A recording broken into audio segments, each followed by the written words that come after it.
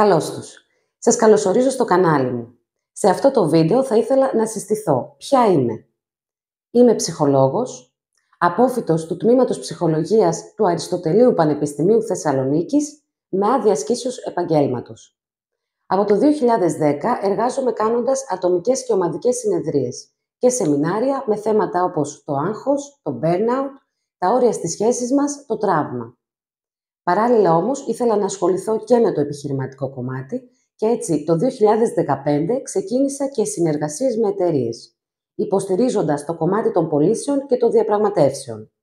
Έτσι σήμερα υποστηρίζω ανθρώπους σε επίπεδο προσωπικό και επαγγελματικό. Κάνω και σεμινάρια με θέματα όπως η βελτίωση της επικοινωνίας στο εργασιακό περιβάλλον και σεμινάρια για ελεύθερους επαγγελματίες. Αυτά είναι μερικά από τα πεδία στα οποία δραστηριοποιούμε σαν ψυχολόγος. Γενικά πιστεύω ότι μπορούμε να ζήσουμε ελεύθεροι από τα τραύματά μας και τα δυσλειτουργικά μοτίβα που έχουμε μάθει, αρκεί να δουλέψουμε με τον εαυτό μας.